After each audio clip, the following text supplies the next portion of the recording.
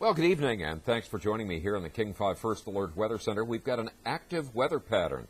We just have to take a look at radar right now to see that there is rain moving through western Washington. Though because this is associated with a warm front, the general motion is lifting this to the north. I actually expect that as that warm front basically nicking through western Washington right about as I drew this line is going to lead to increasing rain over British Columbia this evening, but decreasing rain over western Washington. That's just short term. So far, 44/100ths of an inch of rain in Blaine, 36/100ths of an inch in Pacific Beach, a little bit more than 2/10 in Belfair. Now, we have a wind advisory effective until 10 p.m.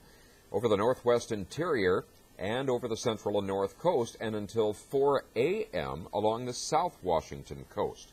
Here are the numbers. Over Puget Sound, not that bad. We do have a small craft advisory, 10 to 25 miles per hour.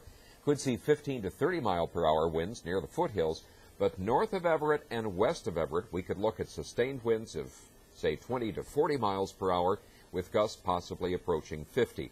I expect those winds to peak about 10 or 11 o'clock tonight, briefly diminish, but then pick back up probably about 6, 7 a.m., moderately strong over the Puget Sound area, 10 to 30 miles per hour, the strongest wind speeds right along the shoreline, some higher gusts possible.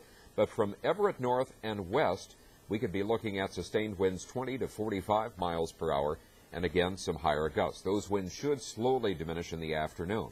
We still have a flood watch over the Olympics, the Hood Canal area, and Mason County, beginning tonight and extending through tomorrow night.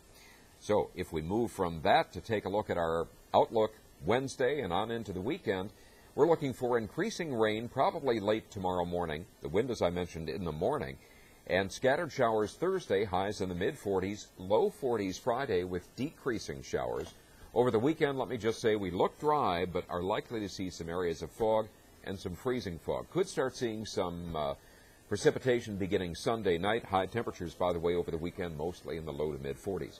Thanks much for joining us here in the King 5 First Alert Weather Center. We'll have further updates as warranted, and, of course, frequent updates on king5.com and King 5 News. Thanks much. Have a good evening.